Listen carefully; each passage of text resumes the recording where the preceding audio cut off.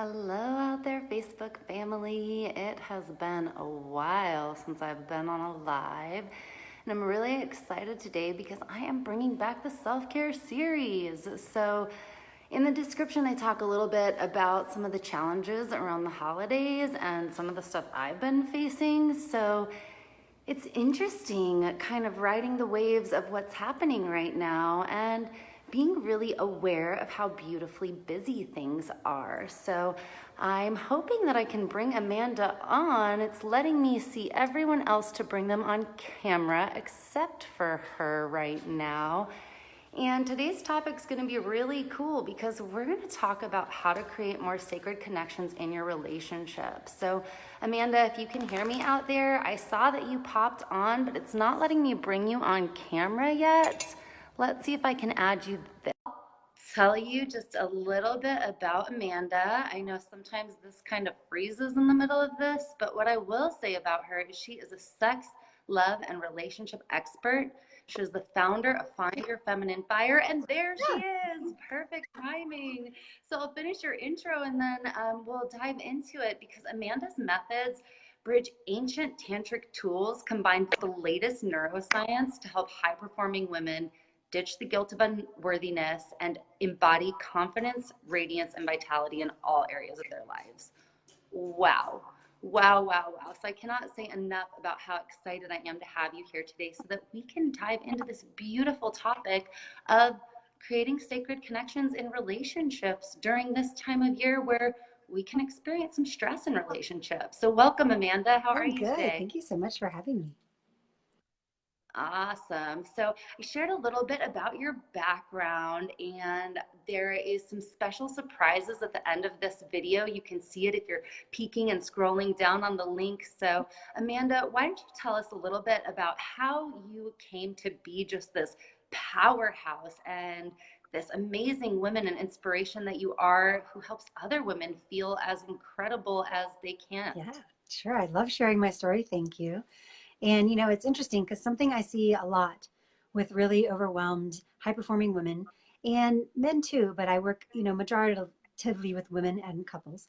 So, but it's just that, we're so busy taking care of everyone else's needs and really just burning the candle at both ends. And at the end of the day, it's really hard to have any energy left for yourself, much less your relationship, your partner. And I hear oftentimes, you get to the point where you go to sleep and you pretend to be, go to bed and pretend to be asleep. So, your partner doesn't try to initiate sex, or you're just exhausted and you don't want one more person to touch you. And, especially if you're a mom and have been touched out all day, you can really be, really tapped out. And I know for myself, I found when my daughter was around 18 months old, I kind of went through a bit of a depression, and I was doing all the things that I thought were right for myself, working out, eating well, being involved in my community, taking care of myself, I thought. And so, and I just realized I still felt this huge disconnect. And I remember one morning, like just stumbling to the bathroom, and I would wake up feeling so resentful before my day even began, and like kicking toys out of the way and just grumbling to myself. But in all the truth, I was really so disconnected. I remember looking in the mirror and I had zero connection with that woman looking back at me. And so at that moment, I just promised myself I would do whatever it takes and I would follow any breadcrumb that came across my way to help me find her. And so Beautiful. that's kind of how I started on this work. And one of those breadcrumbs was working with my teacher. And I started studying with her and started learning all these ancient tools. And I thought initially, I was like, oh, this will just be something to spice things up in the bedroom. And little did I know it had zero to do with that. I mean, it did have something to do with that, but mostly it had to do with just really reconnecting to yourself at a very deep level and learning to love Mm. yourself at the root of who you are and how that affects every other area of your life. Oh, that's huge. Learning to love yourself at the root of who you are. I know for many of you watching out there, you've probably experienced, like I have, that sensation burning the wick at both ends and just kind of being like untouchable because you've been overtouched. And then you bring in the parenthood component. I mean, for those of us who are healers or those of us who are really actively involved in our community or parents or really doing basically anything of service, it can be completely draining. So if you resonate with any of this, please feel free to add your comments below or share a love and like, because this is prevalent, especially amongst Western society, these components of just kind of dwindling in our relationships and forgetting, like, what do we actually need to do to be embodied and to be passionate and to really foster these long-term relationships, these bonds of these lives that we build with other hearts and souls. They can easily fall by the wayside when we forget caring for ourselves, caring for each other. And that's why I cannot wait to really dive into what today's topic's about. So what I want to know, Amanda, is how can we enjoy more intimacy and connection in our Yeah. relationships? And I think, what's key, you mentioned this time of year is so chaotic. And, and there can be a lot of other stresses.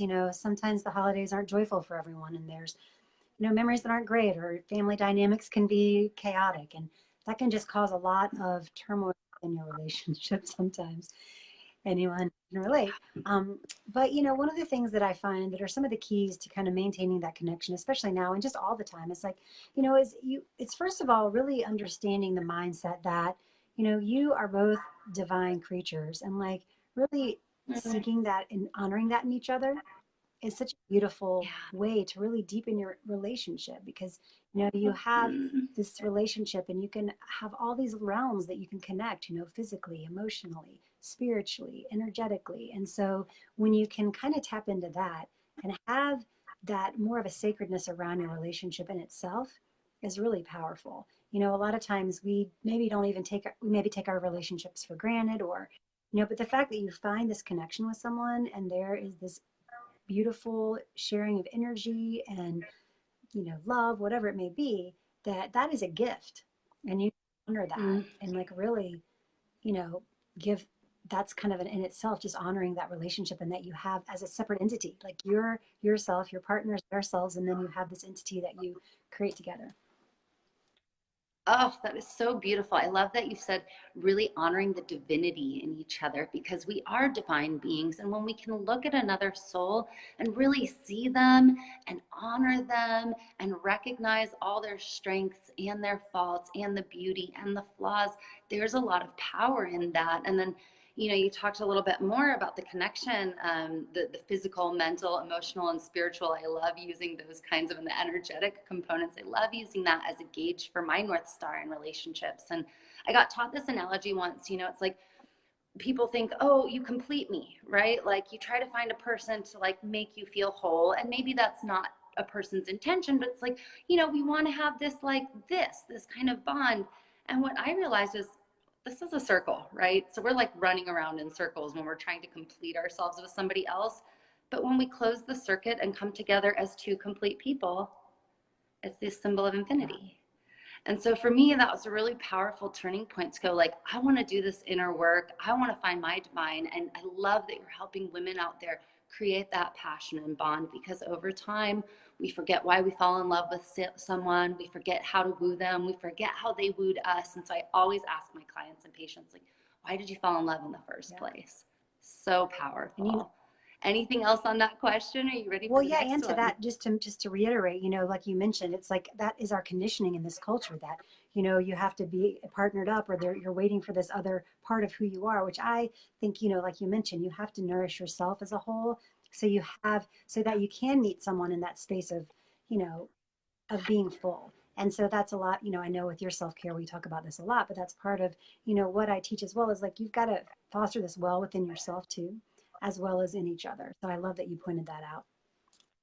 Oh, that's so good. So for any of you out there watching, please share your number one tip for like soul searching. What is it that really helps you do the inner work? What is it that helps you find your pacing to remind you just how divine and radiant you are? Because when we come from that place, that loving, confident, self-assured, self-loving place, then we are home in our hearts, so that our hearts and homes can be open to other hearts. I love that. So when you're in this connection, how can you take it to a deeper level? Like, how can you really get into a core bond, a soul bond with somebody, and what deepens that Yeah. intimacy? Well, there's so many lovely practices out there. And one of, I think sometimes we forget like how simple it can be. We think it needs to be this grandiose thing, but sometimes in our busy lives, it's just like creating these connection points and using, because when you're in a relationship where you are using that as a, because we have so much on our plates, and if you can use that as a connection tool to like fill you up, it really makes a difference. And I know even for my husband and I, we'll go through phases where we're busy and we don't like connect like we normally do. And we can feel a discord. There's more, arguments, there's more disharmony in our family. Like we can just feel it. But then when we take the time to connect regularly, and even if it's just we're having a crazy day and it's just taking 2 minutes, literally, like I love this one practice of heart breathing. So basically, you put your hand on Mm. their heart and they put their hand in your heart. And you just breathe for a moment, look into each other's eyes, because you know that connecting via the eyes is so powerful and really hard for some people. But just letting it be what it is. If Mhm. you laugh, whatever. But you get better the more you do it, and you really connect so deeply, looking into their eyes. And then, when you breathe in, just visualize that you're breathing in all of their love. And on the exhale, you're sending all your love to them. So you are creating this infinity loop between the two of you. And even if you just do that for a minute, it's amazing the difference in the connection that you'll feel. So it's, creating these rituals that you can do on a regular basis to connect. Oh, I love that. I mean, Amanda, that's so simple yet so profound.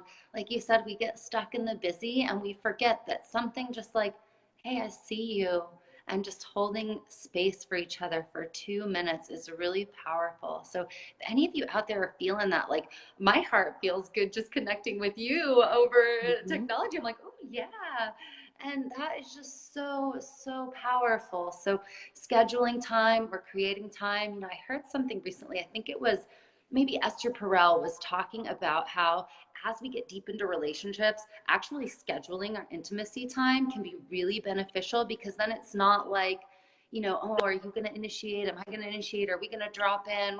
How are we going to connect? It's actually just an agreement. Like, hey, even if we're busy, we have 2 minutes to just heart to heart. I love Yeah. that.